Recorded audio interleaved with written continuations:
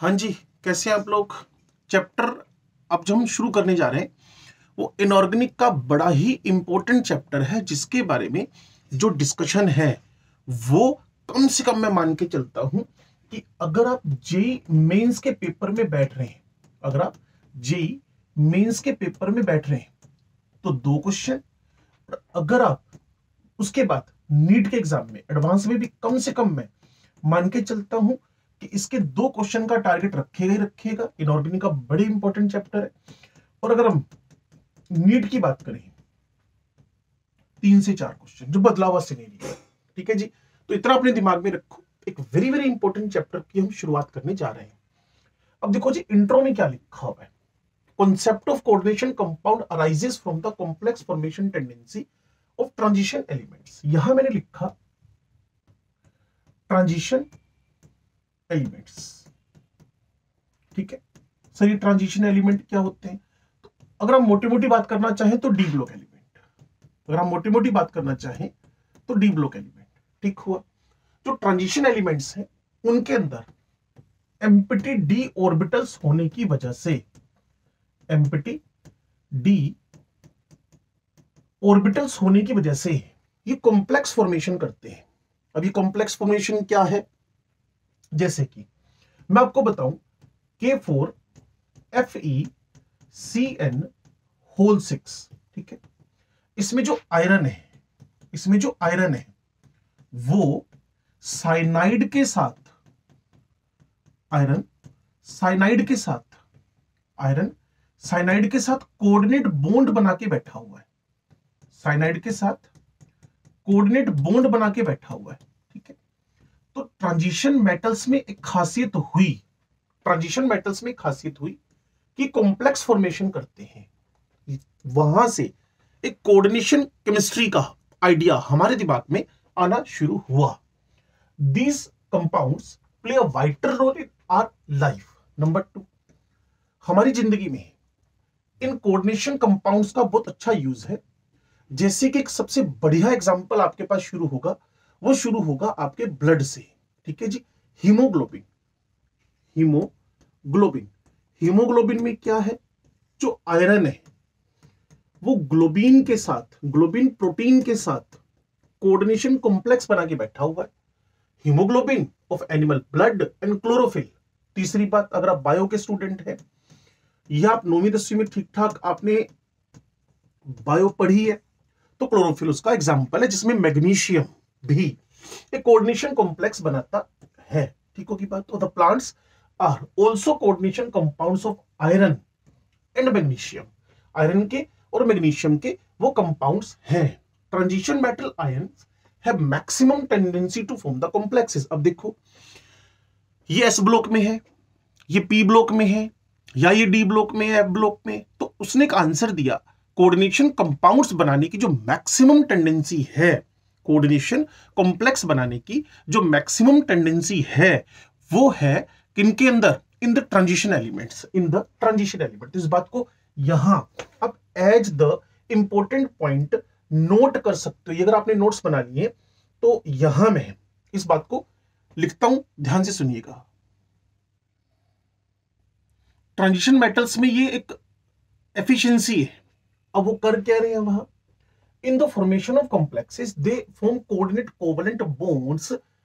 जैसे मैंने आयरन का, अब यह निकल का एग्जांपल ले लेते हैं।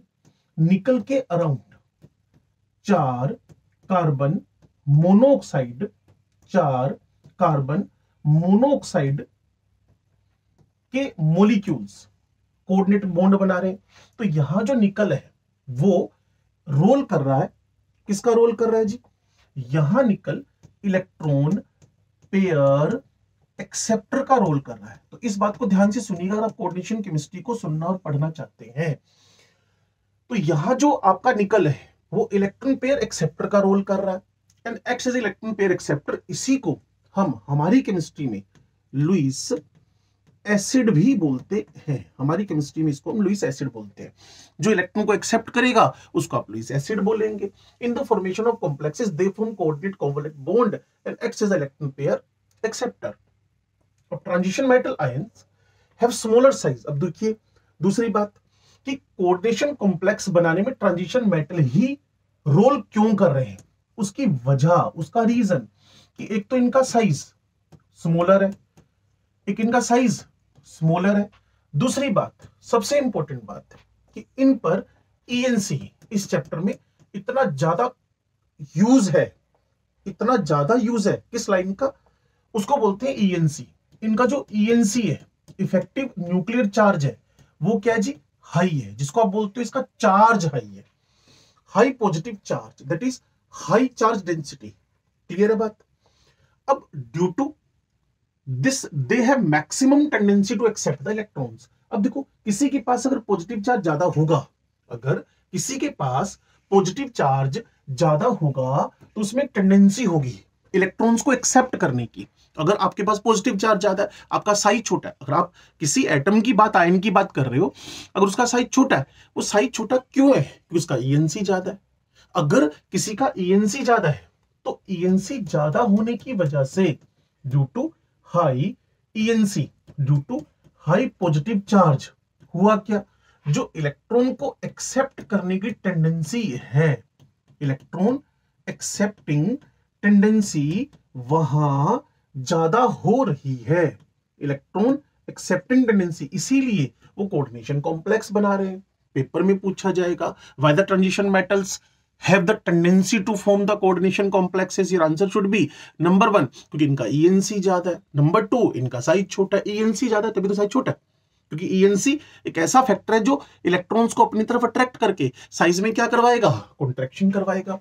they have vacant d orbitals available on them, hence they can accept lone pair of electron forming coordinate covalent bond. The greater the charge density of the transition metal ion, the greater they have tendency to form complexes. Thus titanium plus 2 to nickel plus 2, the stability of complex formed goes on increasing. इसी को हम Irving Williams relation करके, tendency करके हमारे and में जाकर हम पढ़ेंगे कि डी ब्लॉक एलिमेंट्स में जब हम लेफ्ट से राइट बढ़ रहे हैं तो ये टेंडेंसी धीरे धीरे हमारे पास स्कैंडियम टाइटेनियम वेनेडियम, उसके बाद क्रोमियम आयरन कोबाल्ट निकल तक ये बढ़ रही है।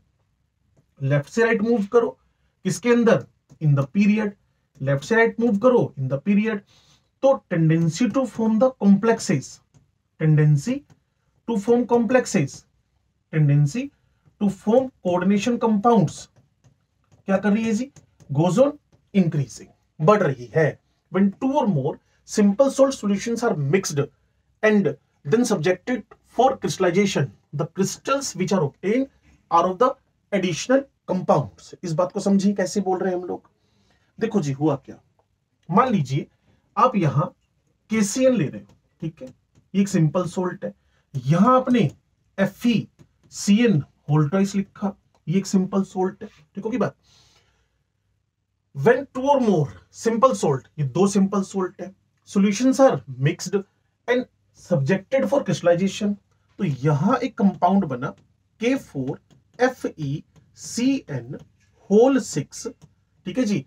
The crystals which are obtained are of additional compounds, और जो एडिशनल कंपाउंड आपको मिला, ये जो एडिशनल कंपाउंड आपको मिला, ये जो एडिशनल कंपाउंड आपको मिला, इसी को हम लोगों ने कोऑर्डिनेशन, इसी को हम लोगों ने कोऑर्डिनेशन कॉम्प्लेक्स बोला हुआ है। एक्चुअल में जो कोऑर्डिनेशन कॉम्प्लेक्स, कॉम्प्लेक्स वर्ड है, ये फादर ऑफ कोऑर्डिनेशन केमिस्ट्री बोलते हैं, जिसका नाम है वर्नर, उन्होंने दिया था, वर्नर ने दिया था। तो मोलिकुलर और additional compounds when solution containing 2 or more simple stable compounds in molecular proportion are allowed to evaporate, crystals of new substances are obtained.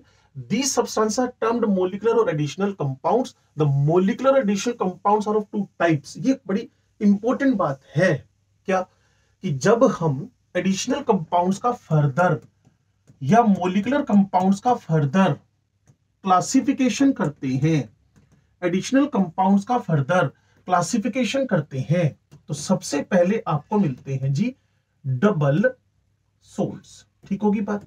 दूसरे आपको मिलते हैं जी, इसी डबल सोल्ट को आप लैटिस नेटवर्क जाल बोलते हो, जिसको कंपाउंड भी बोल देते हैं।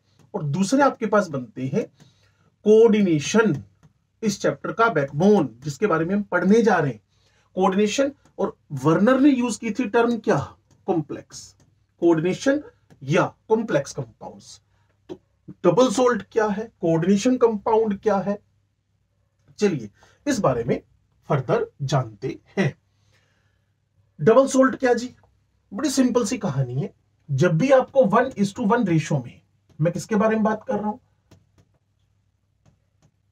डबल सोल्ट, जब भी आपको 1:1 के रेशो में दो सिंपल सोल्ट मिल जाए, जैसे KCl MgCl2.6 वाटर, यहां KCl और MgCl2 1:1 के रेशो में है, यहां KCl और MgCl2 1:1 के रेशो में है, तो द एडिशन कंपाउंड है, ये दोनों एडिशन कंपाउंड ही है, ये दोनों एडिशन कंपाउंड ही which are stable in solid state only but are broken down into individual constituent when dissolves in water.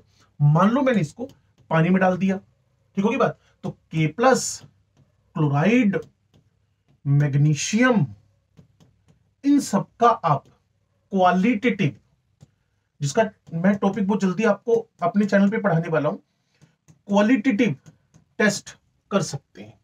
When dissolves in water are called the double salt और lattice compounds. क्या करेंगे, अपने ions में ये टूट जाएंगे, है ये एडिशनल कंपाउंड ही, है ये एडिशनल कंपाउंड ही which are stable in solid state, ये सॉलिड फॉर्म में टिकता है। आपने कभी एक नाम सुना हो एलम, फिटकरी का नाम सुना हो आपने अपनी लाइफ में, आपके घर के आसपास आपको बोलते हुए नजर आएंगे, आपके पेरेंट्स बोलते हुए नजर आएंगे फिटकरी, जो एलम है, जो एलम है।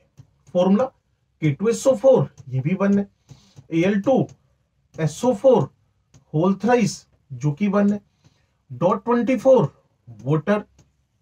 जब मैं इसको पानी में डाल दूंगा तो मुझे पोटेशियम का, मुझे एल्यूमिनियम का, मुझे सल्फेट का, इन सब की टेस्टिंग होती हुई नजर आएगी। The addition compound which are stable in solid state only but are broken down into individual constituent when dissolves in water are called the double salt. एक तो मैंने आपको कार्नेलाइट का एग्जांपल बताया, दूसरा मैंने आपको एलम का एग्जांपल बताया। सॉलिड फॉर्म में ये स्टेबल है, लेकिन जैसे ही पानी में डालोगे ये अपने कॉन्स्टिट्यूएंट आयंस में स्प्लिट हो जाएंगे।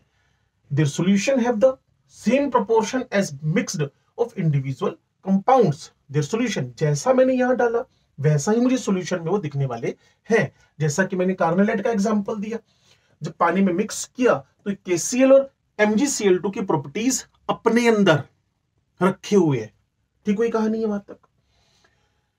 एग्जांपल कार्नेलाइट का KCl MgCl2.6 water, potash alum K2SO4 Al2SO4 whole thrice .24 water, chrome alum होगा क्या, एल्यूमिनियम की जगह बस क्रोमियम आ जाएगा। मोहर सोल्ट आपके प्रैक्टिकल का वेरी वेरी इंपॉर्टेंट टॉपिक है, आपके प्रैक्टिकल का वेरी वेरी इंपॉर्टेंट टॉपिक है। हमारी जो प्रैक्टिकल केमिस्ट्री है उसको 3 हिस्सों में इस नीट और जेईई के सिलेबस में बांटा हुआ है, इनऑर्गेनिक का, ऑर्गेनिक का और फिजिकल का। तो हमें तीनों पर बात करनी है, तीनों पर हमारा लेक्चर तैयार रहना चाहिए, तीनों पर हमारा लेक्चर तैयार रहना चाहिए। तो कार्नेलाइट आपको समझ में आ गया, 1:1 ratio, potash alum 1:1 ratio, chrome alum 1:1 ratio, Mohr salt 1:1 ratio, molecular weight 392 है। It is very very important compound in the practical chemistry. जब हम मोहर सोल्ट को बनाना भी सीखेंगे और टाइट्रेशन में इसको यूज करना भी सीखेंगे एज द रिड्यूसिंग एजेंट, ठीक है जी।